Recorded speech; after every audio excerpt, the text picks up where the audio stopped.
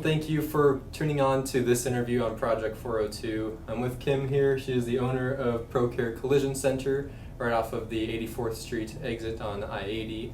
She's just south of that. And we're going to talk insurance today, which is something that I'm familiar with, obviously, as you guys know. But it's going to be on the other side. It's not going to be health or life insurance. It's going to be talking a lot about auto insurance, kind of the do's and don'ts after you do get into an accident, some tips, and just some advice for the unexpected. I don't think anyone plans to get into an accident.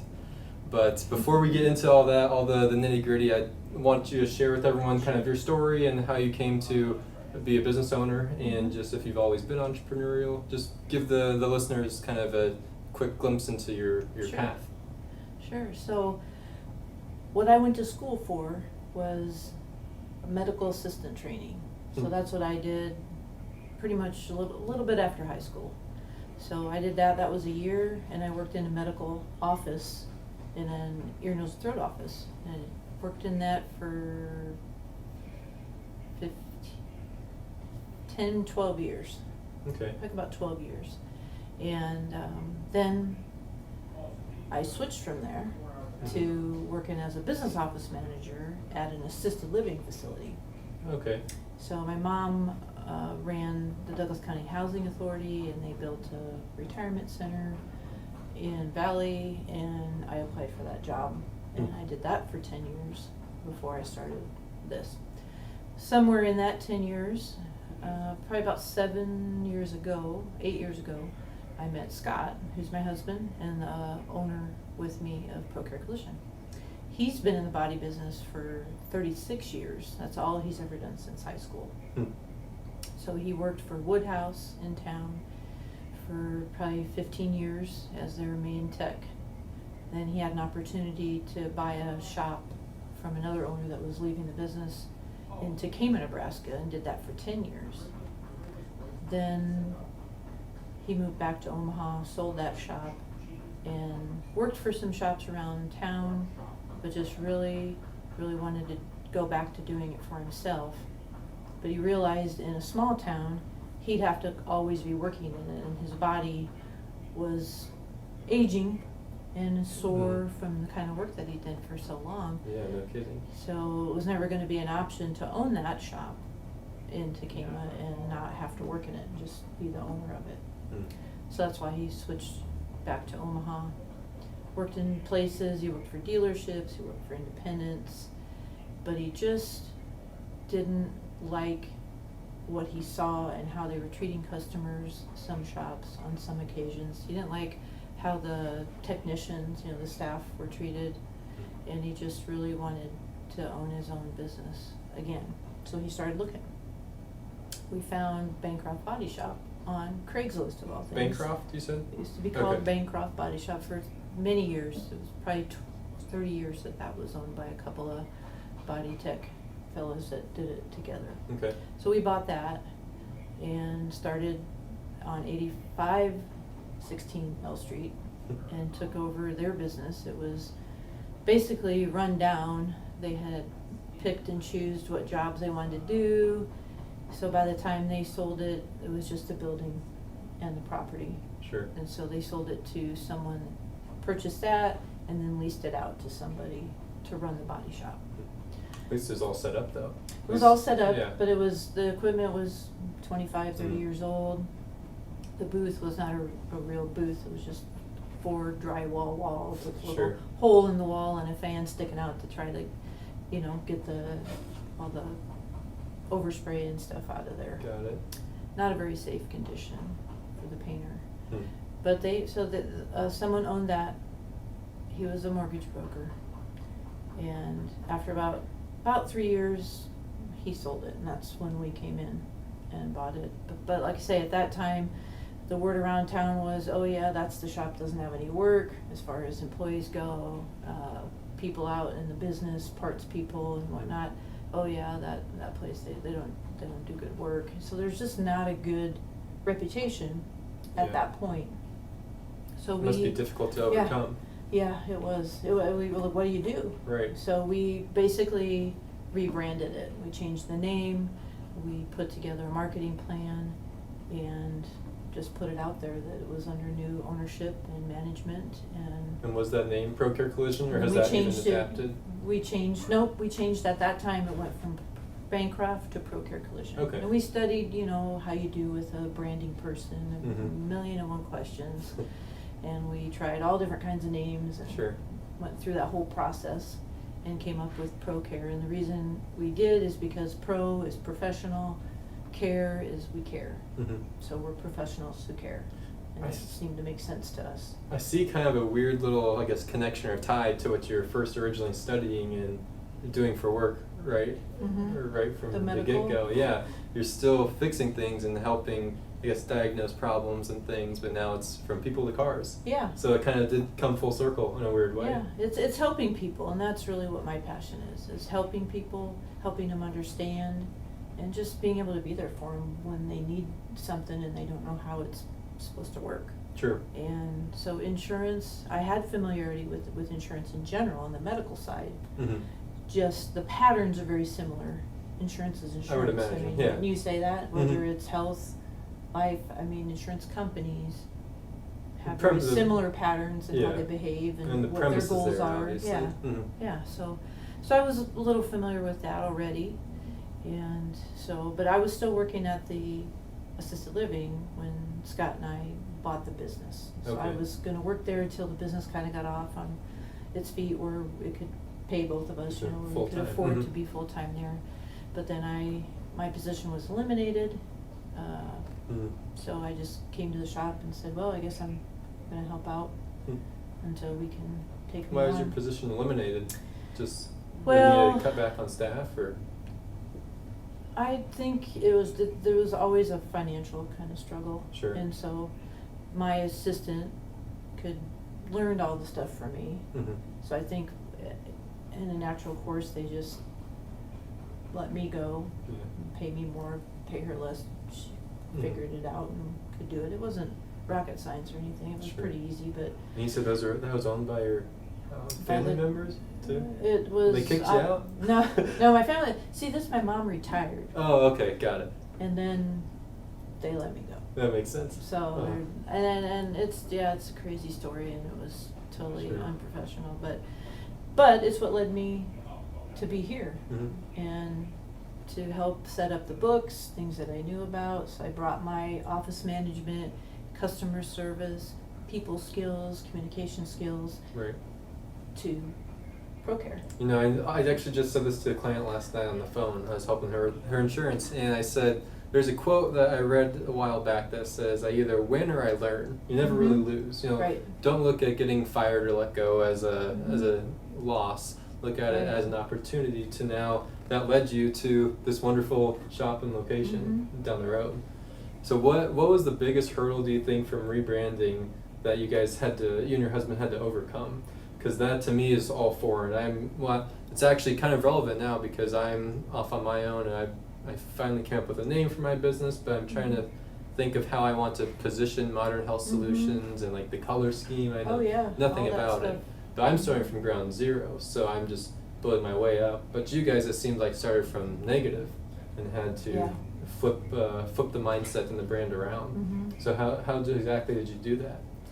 Well, we started investing in training and certifications Hmm. and updated all the equipment, Sure. to the new latest, what it should be. And safe. Yeah, and safe, right? So that we could raise the level of quality training, so that we were keeping up with the best people in the business in town. The toughest part of that, because that takes a lot of money, I was just about to ask that. Yeah. is we did have to get a pretty good sized loan. We had a great landlord that was wanting to help us succeed, so he Hmm. was able to help us obtain that, which was awesome. But the most difficult part about building the business, aside from the reputation piece, was just the insurance companies. Hmm. So we started reaching out and saying, hey, do you have any openings in your network? And none of them had openings. So in the insurance world, when they're putting together their network of providers, Mhm. it's all by zip code, all these numbers that they crunch to figure out how many shops do we need based on how many accidents and what areas. So actually, this is new to me. I didn't realize that there's Mhm. networks for auto insurance. So you're saying if I'm following and helping other people follow along, if you get into an accident, say I have X insurance company, I don't want to name any names if I'm not supposed to, but we'll say one that's red. There's a couple that are red. If I have a red insurance company, Mhm. then I get in an accident, I have to use that insurance company's network, are you saying? You do not have to. Okay. There's a law that states, it's called the anti-steering legislation. And it says- Anti-steering? Anti-steering. And that says that the insurance company can't require you to go to any shop, any particular shop. Okay. So if you ever noticed, if you called for a claim, you'll notice that they give you two names. They don't usually give you just one. That's one piece of trying to meet that requirement, that they're not allowed to steer you. So they give you two. But they were allowed. Even that's steering. I mean, it's It is. very That- narrow for all of Omaha. It's a technicality Sure. that they aren't steering. But the whole reason the legislation came into being is because you've got, think about it, a car owner has car damage. Mhm. Their insurance company, or whatever insurance company's liable if someone else hit you. But the insurance company is there to make you whole, right? Right. That's what they're supposed to do. Mhm. So if they get into a contract with the repairer, so now you've got the pay source and the repairer in a deal, right, together, and you're over here. Sure. So there's a conflict of interest, in my opinion. Definitely. And I think that's why the legislation is a piece of it, because Mhm. they understand that that is somewhat of a conflict of interest, to have these two get together, and then the person that receives the services isn't really part of that Mhm. agreement. So they make it, yes, you can do the agreements, you can have the contracts with shops, but you can't steer people, you can't make people go there. You can make all the business, partners that you want, but you can't make your customers buy services from there, because it's their choice, it's their right to choose the shop where they get their car fixed. See, that's so foreign to me because on the health insurance side, it's technically still the consumer's choice. You can do your in-network provider or your out-of-network. Just the insurance Right. company won't really pay for Pay different, everything. Yeah, pay less, or don't pay at all. exactly. Right. On the That's crazy out-of-network. too. That's crazy too. It I'm glad it's not that bad Mm-hmm. for the body repair. So it is But the it's same similar. cost. It's the same cost, though, even if it's in the Yes. network versus wow. Yep. Hmm. So in or out of network is not any change to the consumer. So Kim, why do you think it is that people don't realize they can go to whoever they want? I think it's because of how the conversations go when they call that claims phone number on the back of your insurance cards. If you're in an accident, call this number. It's usually a 1-800 number. Mm-hmm. And you call the claims department, which is more of a corporate, location or call center Right. for the insurance. And the dialogue that they have with the claims person gives them that impression. Hmm.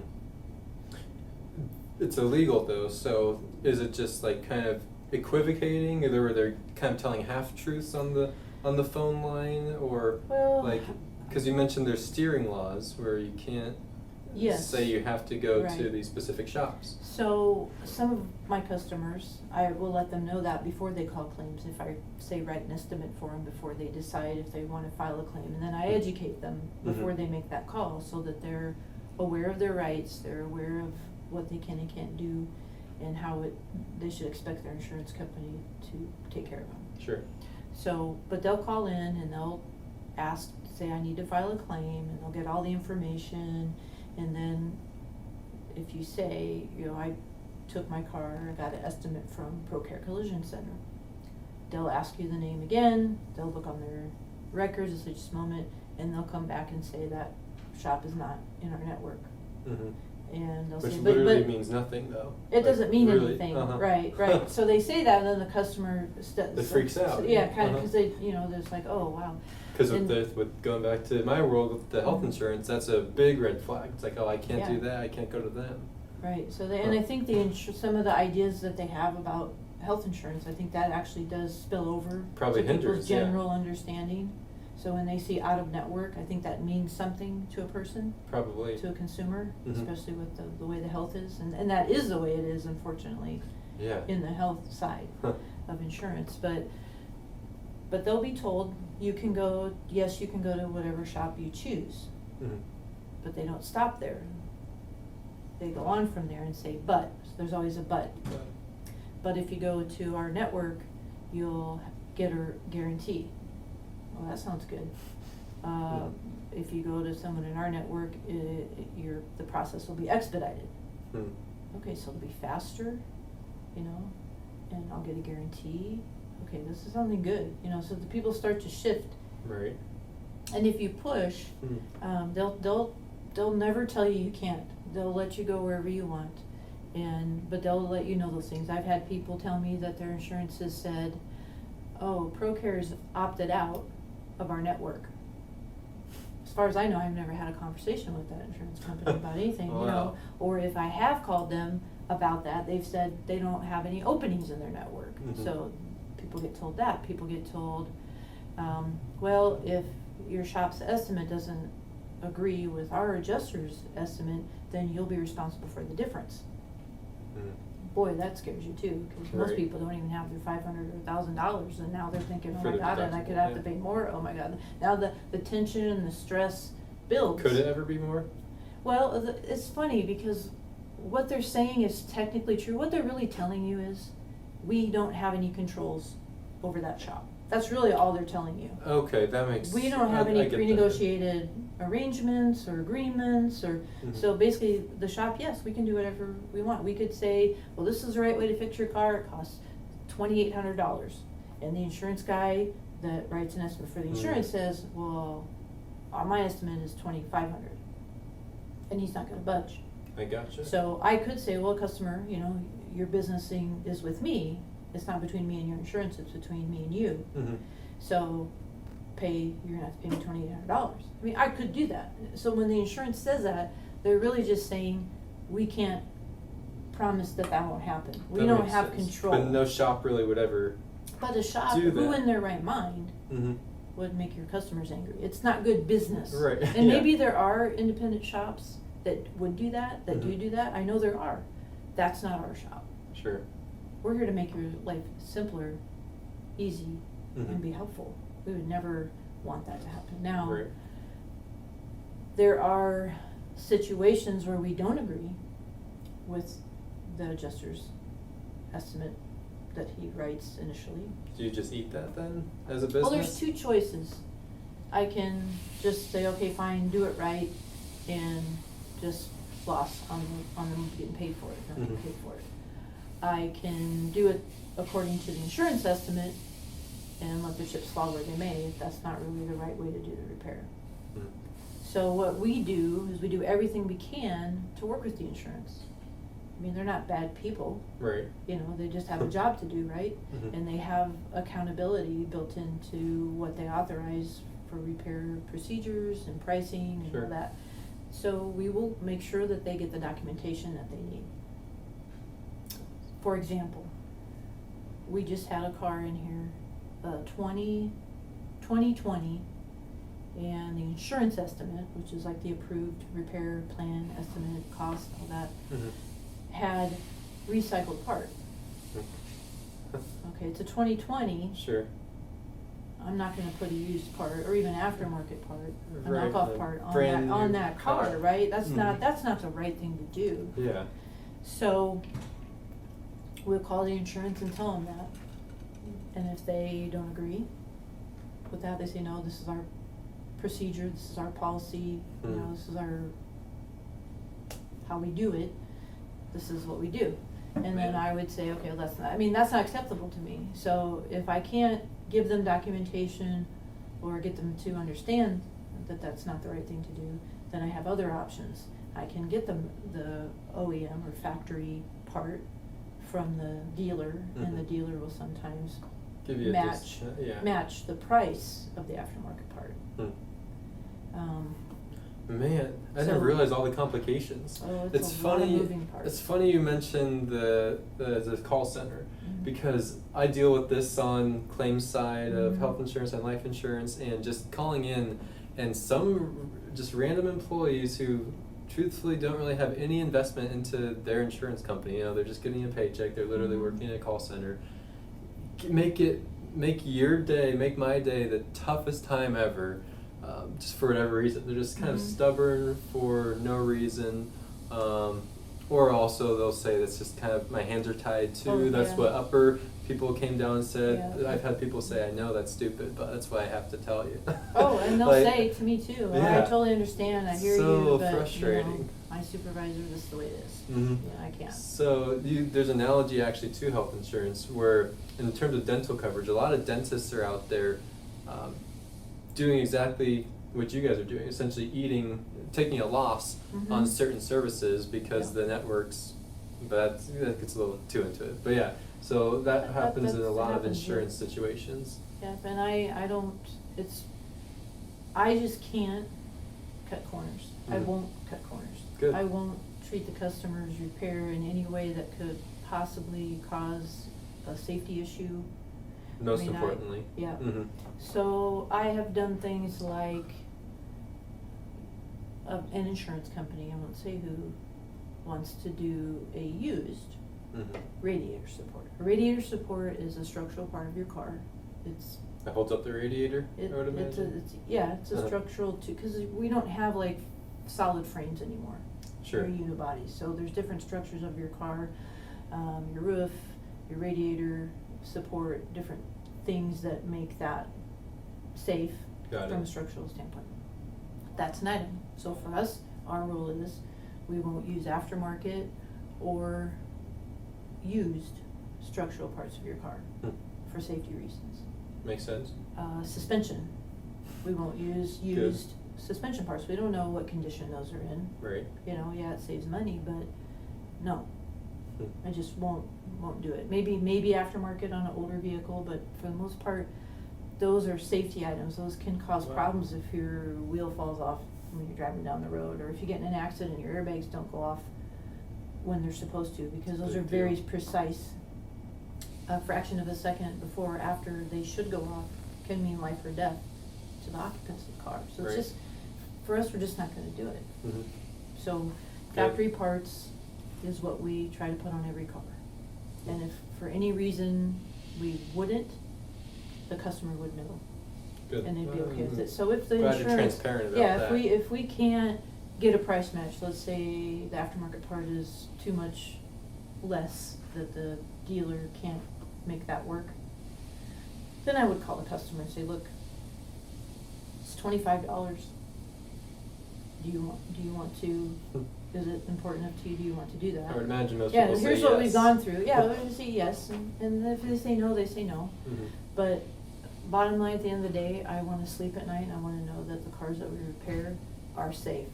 And whether the It's insurance true. pays for it or not, we're gonna do it the right way. Driving's risky enough. Yeah. Like people texting, drunk driving. Yeah. you I wanna just, make I just sure don't that want your- any part of that. Your And, actual car at least works right and is safe. Huh. That's the first and foremost to me. So I'll go through the hoops and do everything I can to document for the insurance and try to help them see the light, you know. Sure. But if they just flat out don't, I'm still gonna do it right. I think that So- shows a lot about not only you but also ProCare in general. I would imagine that Mhm. that trickles down to everyone, even when you're not here, even when you and your husband are Mhm. on vacation. I'm sure that mindset sticks through to Oh, all the yeah. employees. And the techs too, they prefer to do it right, and the ones that we have take pride in their work, and they've been doing it for 20, 30 years themselves, so. It's so fascinating to me that you're kind of handcuffed in terms of your profits then, because like you Yes. said, obviously, what percentage would you say is of your income comes from insurance companies? I would imagine at least 95. Oh, almost all the repairs are paid by insurance. Because the only things that Very wouldn't be few. would be like hail. Well, insurance still pays for that. Oh, true. Yeah. They pay for pretty much everything. It would be, Actually, say yeah. you get in a little fender It bender would be and everything. and it's just a light tap on the bumper, and the guy that hit you is like, I really don't wanna put this through my insurance, I'm gonna pay out of pocket. Mhm. You know, my deductible's $1,000, if the repair's 900, 1,000, 1,100, it's worth it for me to pay cash Mhm. for it. And so those things happen. Or someone that doesn't have coverage for collision and gets Sure. in a little collision, bumps into a post, or lets the garage door come down their car, or whatever, you Sure. know, it is, then we get those. But most of the time, those estimates don't end up being jobs because of the cost. It's cost prohibitive usually for the consumer to pay for the whole Yeah. cost themselves. You mentioned a garage door coming down the car. What's the funniest thing? I mean, obviously, destruction to one of your assets is never funny, but looking Right. back, there's some simple mistakes that should not have been made. What's the funniest one that you guys have seen, or at least a recent one that maybe pops out? Well, we do get the garage door. So I was Mhm. telling you earlier before we started that you got your SUV, you know, you pull in the garage, you got a back area full of groceries, you open your lift gate, you fill up your hands, Mhm. and you walk up to the door to go into your house, and by habit, you push hit that thing push on that the- button, Mhm. and the door starts to go down, and suddenly you realize, oh my God, your lift gate's up, and it hits lift gate and it pushes your door down, scrapes your lift gate all the way till it closes. We've had that happen. People think they're the only ones. They feel so stupid, but it's happened to many people. You're not alone if that's happened to you. Sure. That and side mirrors. Oh yeah. I Backed would out of my imagine. garage, checking everywhere, and all of a sudden my side mirror breaks Especially off. with trucks with their Mhm. big side mirrors. Yeah, I've But- had people, a customer had their car parked in the driveway, and their younger driver was backing up, didn't look, and scraped the side of there. So they have two cars, both yeah. cars damaged, family members. And you Hmm. know, on that, most of the insurance, you can't have a claim against your own insurance. Right. Yeah. Because that's where insurance fraud Mhm. comes in, obviously. Huh. Yeah, it's pretty interesting. But those are some of the things. People going through drive-throughs, you know, and they have those Yeah. small, low-to-the-ground concrete pylons, Mm-hmm. running into those. Or the rock on West Maple Road. That was a Mhm. big thing Oh, yeah. back when we weren't in quarantine and everyone was out driving. So Right, right. the West Maple Road rock. People put googly Mhm. eyes on that thing. Yep. Um, So you shouldn't feel bad. If it happens to you, you're probably not the only one. Right. That's Mhm. what they call them, accidents, right? True. You shouldn't feel bad.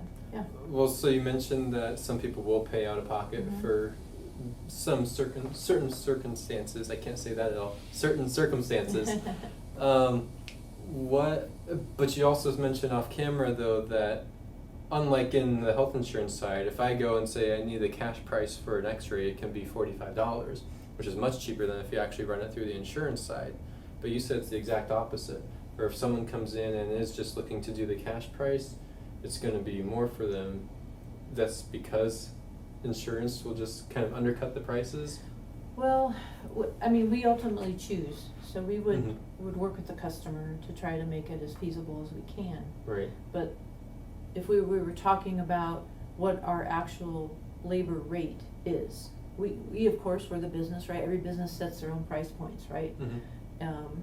They can set it at whatever they want. Maybe they won't get anybody to do business with them at Sure. that price. So everybody finds the happy medium between what the going, what you can get for that service or item, and what you'd like to make on your profit. Right. But we do set our own prices, and they're posted up above our front desk, and they're body labor, mechanical labor, they all have a rate. But those rates are mute unless a customer comes in the door. That would be our rate. Mm-hmm. Our rate is $62 right now. So $62 Should an hour. Yeah, it should be probably more, but it's 62. But most of the rates that we accept when we do work for insurance, 56, 58. Man. So how do you even stay in business? I mean, It's a tough business to make money, and it used to be a lot more profitable industry to be in. sure. Obviously, there was a time before all these networks, Mm-hmm. and I'm sure a lot happened on both sides of the fence between the insurance and the shops that caused Probably. a problem Mm-hmm. with trust. I mean, Yeah. so I think that's kind of what led the insurance to find a way to ensure that doesn't happen, and this is kind of how how it turned out that they the did way it. the cookie crumbles. Yeah. So, what were we talking about again? I forgot. I was saying. Oh, the rates. Yeah. How do we you survive? Survive. So, like I said, there was a day when that wasn't an issue, and I wouldn't say the body shop business made too much or overcharged, but they got paid for everything they did, because there was nobody saying we don't pay for that or that's included when it's not really How included. wrong! You should never get paid for everything you do. Yeah, it should be a sin. But that's when you start not getting paid for everything you do, that profit margin tends to shrink. I mean, it's math, it's simple numbers. Mm-hmm. You can't charge less than what you should or what you need to pay your bills and have something left over. Right. If those are, if you can't collect on that. So. Well, and then that, I feel like the current environment that the insurance and the shops have, their relationship, I feel like that in and of itself kind of leads to shops trying to have to cut corners and then Yeah, so. making yes, people's cars less safe on the Mhm. road. That is a perfect example. So I'll just give you an example of how sometimes this is handled. Okay. I won't name names, but we get other places estimates, okay? Customers bring them in, Yeah, they they say, I shop wanna have around, it, yeah, say, they shop can you beat around. this? Or Mhm. And there's things like you can put on your estimate as a network shop.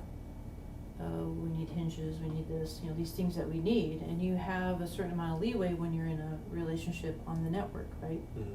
They pretty much take your word for it up to a certain dollar amount or whatever the parameters are with Mhm. each contract, depending on what insurance company you're working with on a contract basis. But there's ways you can put stuff on the estimate that you don't really need, Yeah. and then you get paid for that. You return the part after you order it, Huh. and so that covers this Wow. place over here where it really you should get paid 2 hours, and they won't pay you more than 1 hour or 1.5 hours. Mm-hmm. So everybody's manipulating. The problem is everybody's manipulating. The insurance is manipulating Right. the situation. The shops The are manipulating shops, the yeah. situation No, because no. there's really not a trust factor there. Sure. And to me, I just don't understand that. Mm. Why can't you be fair? Why can't each party be fair and be considerate? And then when stuff like that happens, then rates will inevitably go up for the consumer's Mhm. insurance, and they're eventually the ones that Yeah, so no one really wins. that loses, yeah, Mhm. too. No one really wins. Hmm. Because if they did if it did cost some more to process claims, of course your premiums would go up. That's just Right. how it works, right? Hmm. But What's the solution then, do you think? Do you So- think everyone should kind of take the route, again, we're going to use a lot of insurance analogies, bring it back to my field, direct primary care is a huge thing coming up. Mhm. Do you think, so direct primary care are essentially doctors that have chosen to go out independently on their own and be outside of all insurance networks, Health systems. and yeah, and all the health systems. So is that the solution in your opinion, to kind of do away with the networks and the insurance and just have everyone maybe be a cash pay customer, and essentially bringing true capitalism and true market freedom back into it? Well, first of all, the industry itself needs to be fixed in regard to the safety that is at stake when you fix a car if you fix it wrong. There's no license. The plumber has to be licensed, electrician has to be licensed, doctors have to be licensed, right? Mhm. They have to be at a certain standard and be tested Right. and approved. But in this business, anybody can just rent a little place or do it out of their Really? home, and there's no licensing, no. Do you have to have like E&O, like errors and emissions insurance or anything? Well, Obviously, you business should. insurance, right? If you ask the insurance, they would say yes. If you Mhm. ask whoever the official overseer of that in the city or government or local or whatever is, yeah, you ask them, they'd say yes. But is that, But- it's required though?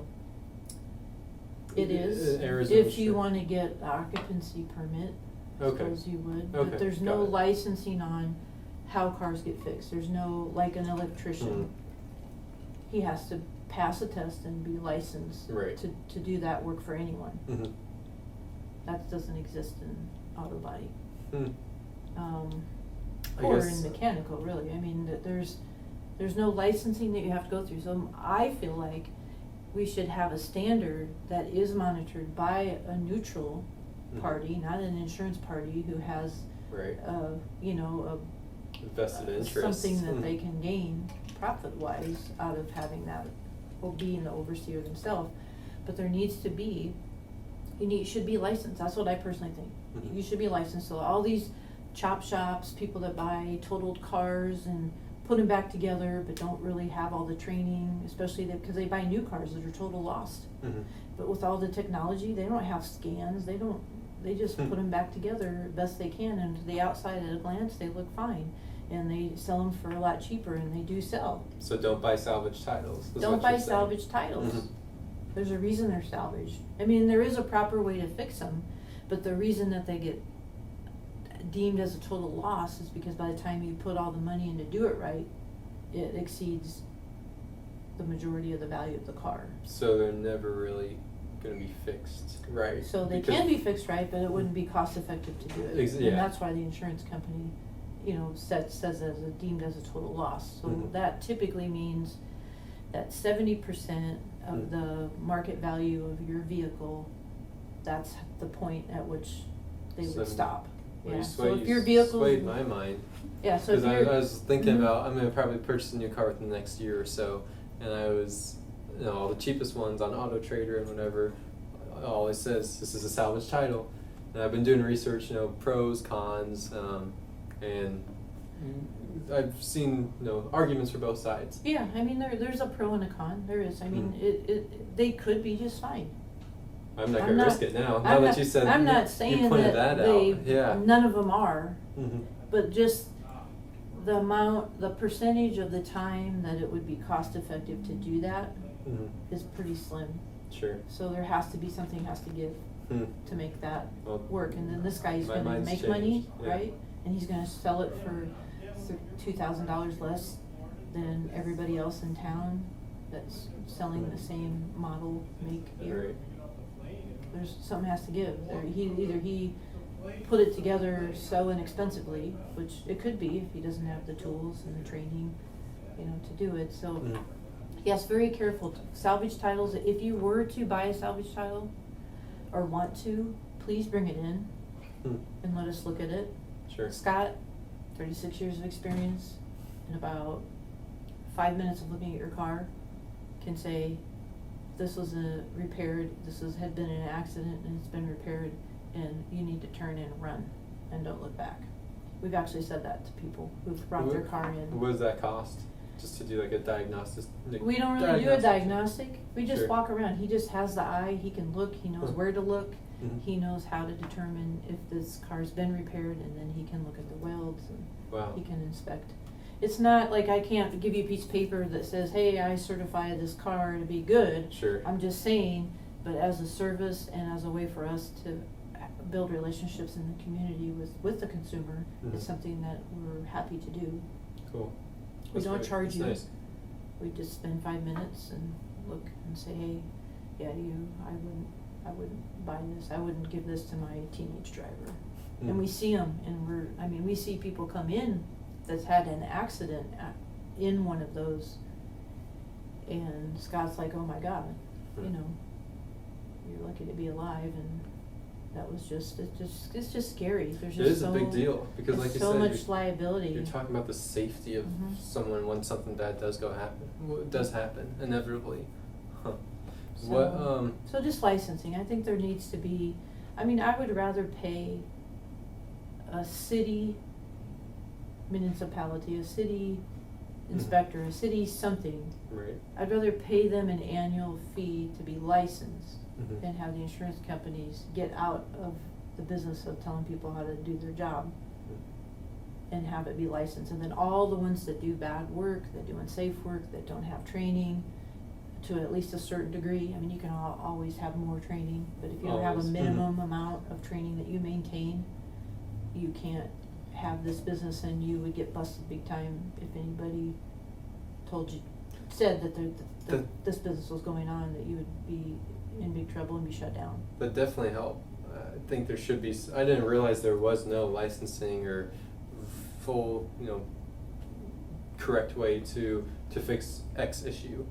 Mhm. And it's also fascinating that auto insurance is the only type of insurance that's mandated by law, if I'm not mistaken. Mhm. Because, well, technically health insurance is still, but there's a $0 penalty now. You don't need homeowners insurance, I don't believe. Unless if you have a mortgage, you do. Correct, yeah. So if there's a lien After- holder of any kind, Uh-huh. but if you're just on your own. But it's weird that auto insurance is required, and that's kind of Mhm. the only one. Well, they used to require inspections too. If you couldn't drive around town and have your bumper half hanging off, you'd get a ticket and you'd have to fix it. Mm-hmm. Can't officers still pull you over for that? I'm sure they could, but there's no inspection or Hmm. it's not enforced maybe. Got it. But I see tons of cars driving around with Oh, yeah. parts barely Mhm. hanging on, and They're- that's a hazard. It's a that's hazard a for them and for trunk people driving around connected them. by a rope. Yeah, like a bungee cord Uh-huh. or Yeah, a bungee zip cord. tie or you Gosh. know. So I would love, of course, to just have that not be allowed. 'Cause Mhm. it's not safe, you know, to Is- have it be that way. But you know, people can't afford That's the true. insurance, and that's why they end up canceling anyway. We get tons of people in here. So many people that have a car, and I don't know how they don't have full coverage. And it's like a 2014, 2015. You know, it's Pretty new. $13,000 car, Mm-hmm. and they only have liability insurance. And then it gets in an accident. That's their fault, just a mishap, or they do hit somebody, Right. and now they have no money to pay for it, Mm-hmm. and they can't drive it. What do you do? Yeah. I mean, what it's a would you do? waste. I mean, I think it's just people, as we all do, look at the bottom line, Mm-hmm. you know, and say, oh, if I don't have this, my premium will go down. But you I need can't it. stand that. Those are my least favorite Yes, types of and clients. it's the same for us. I would imagine, yeah. Or insurance agents for True. auto too. I mean, The people that are just Mhm. shopping, you know, what's the cheapest I can get insurance for? I just Mhm. know when someone starts off with that Mhm. question, it's going to be a terrible conversation. Yeah. Even if I do get the sale, even if I can help them out, they're Yeah. going to always be shopping for a lower rate until something bad does happen Mhm. to them, and then they're screwed because they can't get insurance anymore because they now have a pre-existing Mhm. issue or something, Right. and their deductible is super high. So I Yes. feel the pain. It's yeah, very just, frustrating. It's just frustrating to see. I mean, it's really not that much. Even rental coverage. Mm-hmm. You know, rental car reimbursement. Right. You know, get it. Mm-hmm. But I'll bet 8 out of 10 people that come in here that I asked, do you have rental coverage, either say no, or I don't know, or I'm sure I do, because I have full coverage insurance, Mhm. which isn't even really an insurance term. Right. Full coverage, and there's Yeah. comp, there's collision, there's rental car reimbursement, there's roadside.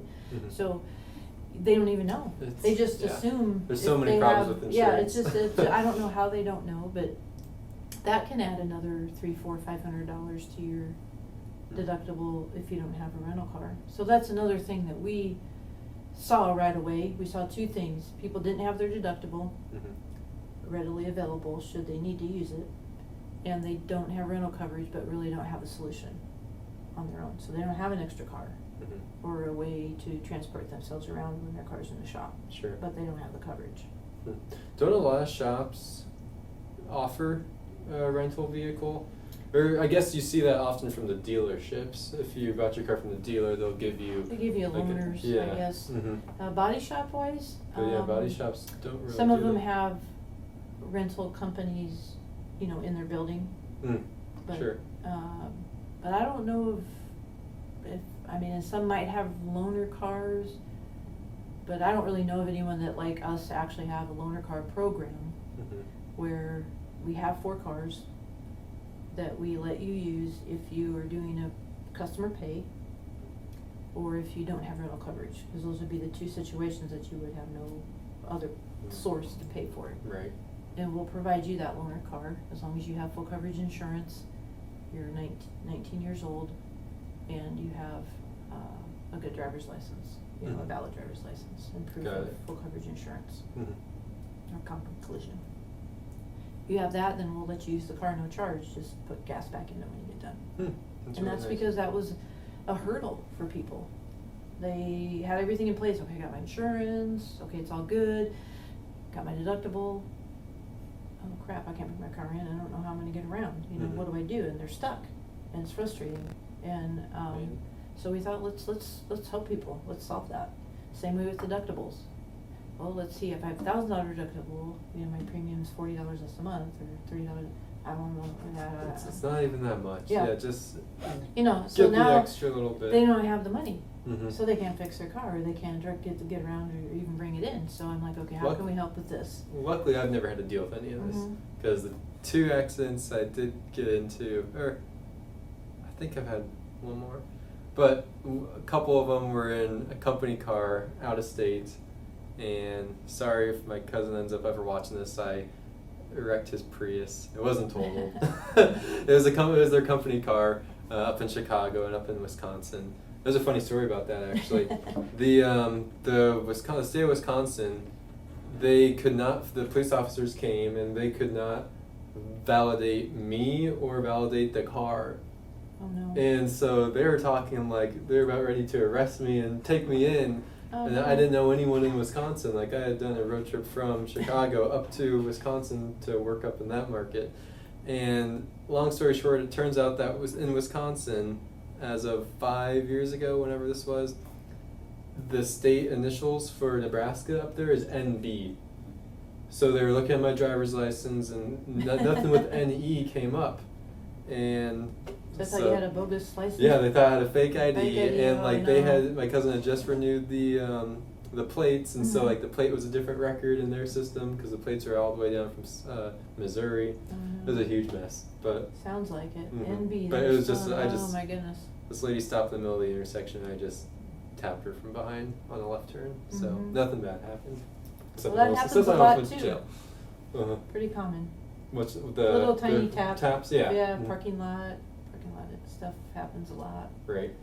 Yeah. Is there any car in particular that is super difficult to work on? Or that maybe insurance companies even, since we're talking about that so much, since insurance companies will really try to make you kind of skimp on parts? I'm thinking more along the lines of like the Mercedes or the Land Rovers. No, they pretty much, it's even across the board. Hmm. I don't know what each of their specific terms or agreements are in their policies, but Mhm. that's something that as a policyholder, you need to be familiar and ask your agent. And if your agent doesn't know the answer, he or she should find out what happens. When will they use aftermarket parts? When would they, because you're agreeing to that. When you sign the policy, it's in there somewhere in the small print, you know. You need to know these things. It's one of the things you need to know. Are they gonna use aftermarket? Are they gonna use used parts? If you don't care, fine, you don't care, don't bother to ask. But if you are a person who has a strong feeling about factory parts, and there's a lot of them out there, Mhm. these are questions you need to ask before you sign up on a policy. I feel like no insurance would, let me rephrase, I feel like every insurance would say that you have to be okay with using aftermarket parts. They pretty much do. I would imagine all of them It's just do. at what point? Is it 12,000 miles or 1 year? Oh, I gotcha. So there will be the Yeah, or like one insurance company, they don't use aftermarket, but they'll use used, because used are still factory, they're just used. Mhm. But at Right. what point? I mean, if you have thoughts or feelings or expectations about a potential repair to your car, then those are questions you really need to find the answers to. Because we often, when we explain that to people, well, it's part of your policy. You've agreed to this happening by signing your policy. Mhm. So there's really nothing you can do to argue with them about it. Yeah. So it's just something that you need to be aware of. You need to know what happens, Mhm. what kind of parts, what's the rules here? How's my car going to be? What is the fixed? what's the general rule of thumb? Is it usually a miles thing or after X number It's of years? pretty common, 12 months or 12,000 miles. Okay. At that point, your car is barely a year old.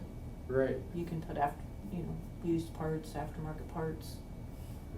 You know, I Seems get it like a if you've got a 8-year-old vehicle and it's not in the best shape. You know, do you That's really fair. need to have? But really the problem with it, the aftermarket parts are still new parts, Mhm. but they're trying to reverse engineer the factory part to create the aftermarket part. It's Right. like any other knockoff. They don't have the stamp. Yeah. They have to invest in creating that stamp. So part of what they do is you have to turn in your core. The core is the old part. So the more old parts they get, they use that to build their technology. Sure. As they're in the process over time of Weird. re-engineering those, and they get better and better and better. Mm-hmm. So an aftermarket part versus a factory part used to be 50% less. So if it was $100, it'd be $50. Sure. Now, as they get better, they want more money for that knockoff because the knockoff's closer and closer to the real deal, right? Got it. Mm-hmm. So now it might only be, it'll be $90 or $85 instead of $100. So it's barely, So barely it any creeps difference. up Mm-hmm. as they, but for an insurance company, and that's what some people get so mad at their insurance company. Those $15, those blankety blank. I'm like, hey, look now, they're a business. Right. Think about that times 100,000 all people. the parts that they're paying to replace is a lot of money, right? Yeah. But for you, $15 is not a big deal. Mm-hmm. So that's why we talk to them, we explain that to them, and maybe they want to pay the $15 extra. But those parts are not the same. They're not the same thickness. They don't fit the same. So they take longer. So we don't like to use them. One, because they're harder to work with. Yeah, They're takes harder more to get time to for you. fit, and they might not line up just right, and the customer might not like that. So if we're trying to make it fit the way it should, a lot of times they don't. Huh. So it's just, they're hard to work with, and they're not the same. So they've done studies, actual like crash testing, taking a factory part, whatever it is, bumper, fender. I don't know if I want to hear what you're about to and say. And an aftermarket one, and they put them on, and they crash them, and they see the difference. And there is a Pretty bad. difference. There is a difference. They'll crimple easier. They're not as thick. So when you're talking about aftermarket, like radiator supports, go back to that again, where that's a structural piece that's tied to your safety. Sure. And your safety features, airbag, things that are supposed to deploy when they're supposed to deploy, and not a fraction of a second too soon or too late. That's all it takes. And if that part isn't the same thickness, isn't welded the same way, which they are different, that can cause something, your features of safety, your airbags, let's say, to not go off exactly when they're designed to, because the parts that are designed at this point to set that off maybe get to that point sooner because they're not as sturdy.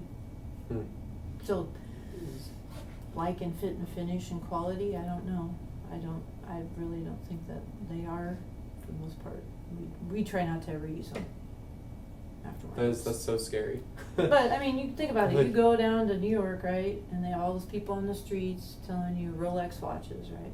Yeah, it's all. You buy one, they might last for a little while. They look the same, but they'll break. I mean, it's not the same. Right. So people just need to know what are aftermarket parts.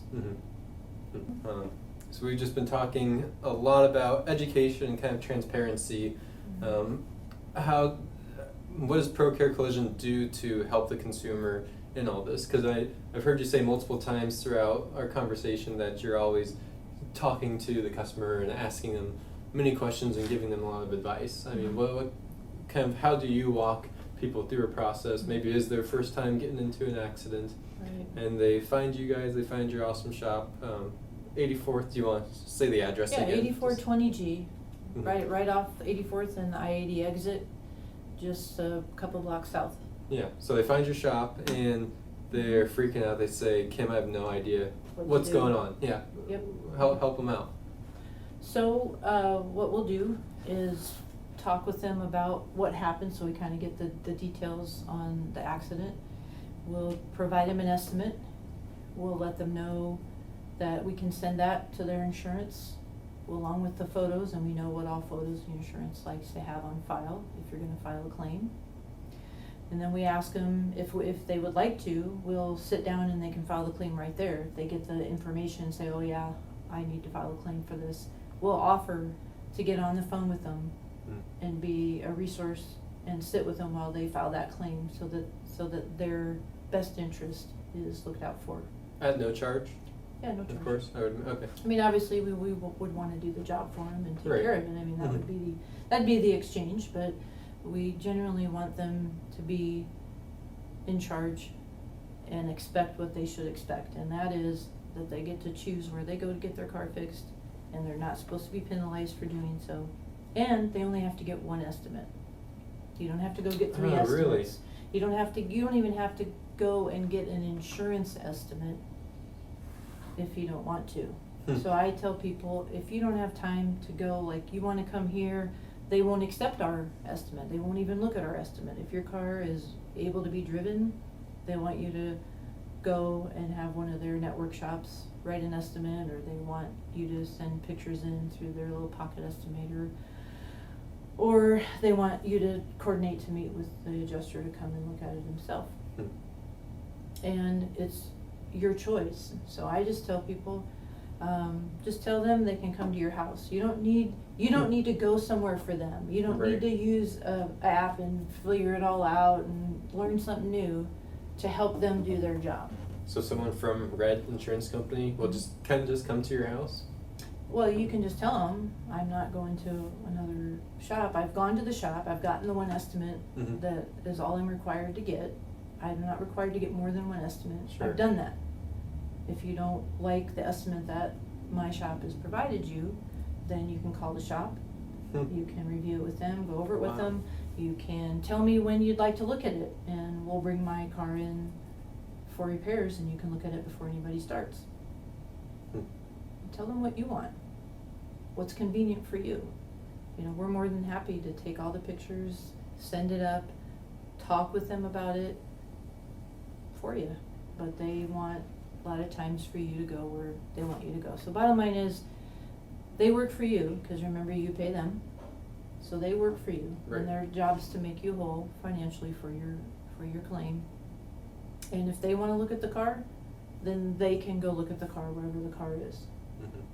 And I know. So anyway, we're just here to help make that easy, and to sit by them and let them know that we will work for them, because that's our job. We work with all the insurance companies, and we have a good reputation with them. The adjusters that come out, we don't have any issues. We help them out too, to get them the documentation that they need. But we work for the customer. We're not stuck in that. We work for the insurance and we work for you. And how does that work when the two objectives don't line up? Right. Well, I can tell you that performance is highly watched on a network shop. So the network shop does have to work for the insurance at the same time work for you. I don't have any allegiances to anybody but you. Right. None. And that's how it should be. That's what I believe is the way it should be. That's how you get the best repair, the best service, and the most fair price, is to make sure that someone's actually looking out for you. I think you've made people hate insurance companies even more. No, I'm I'm kidding. I don't mean to. But I think people. It's just looking I out think for people yourself. do. It is. Do your own due diligence. They're a business. They are. have every right to control their costs. They have every right to pursue that, but you have rights too. And that's exactly where I was going with this. Is I think people don't like insurance companies so much because at the end of the day, they don't really understand how it works. And I say this all the time in my position. I say there's just a general lack of knowledge and education on insurance and a lot of things, balancing a checkbook, so many things, but it's just not taught in school. And a lot of times it's just kind of hearsay.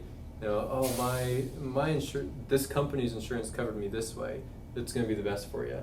Well, you might have a different plan with that insurance than the one that your friend has. So I think that if people had more accountability and kind of took charge, like you said, for themselves, because the insurance companies do work for you, but it's just that people are kind of signing up with things that they don't know what they're signing up for. They don't look really at the fine understand print until later. Exactly, until it matters, because like you said, a lot of people are unfortunately just looking at the price, truthfully, and then something bad does happen and they realize, man, that was not the situation I should have been in. But at the end of the day, it is kind of the consumer's fault. But that's where myself and my job, I help educate people, and I see that reflected tenfold in you guys, because you're helping them along the whole process, from start to finish. Yeah, I'm not telling them that they shouldn't go to a network shop, or that it'll be bad if they go to a network shop. I don't believe that. It could be good experience, it could be bad. what I don't want people to do is make an assumption that that's the best route for them to go. You should go where you feel comfortable, where you feel like you can trust the people that you're working with, because the consumers, you don't know what if your car was fixed right when you pick it up. It just looks shiny, it looks good. You, Right. I mean, you don't really Probably know. What's you the know, best you don't it know ever if it's has? safe. You're like, oh, this Yeah. looks awesome.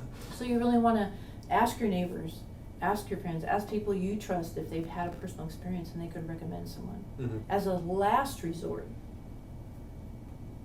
Yeah. go check out a place that your insurance would give you as an option. Mm-hmm. But don't. That comes full circle back to what we started off with, is the branding. Mhm. You know, your reputation is kind of everything, especially in Omaha. When Oh, yeah. you say you're from even small town, outside of the city, Mhm. and that's just kind of Midwest. The Midwest Yeah. nice. It's everyone's looking out for each other, and everyone's here to help. Well, Scott and I were born here, raised here. We lived our whole life in Omaha. We love Omaha, and Oh, sorry, I thought you said you were from a small town originally. he owned a shop in Tacoma. That's what he. Okay, He lived in he Blair was. at the time. I counted all as.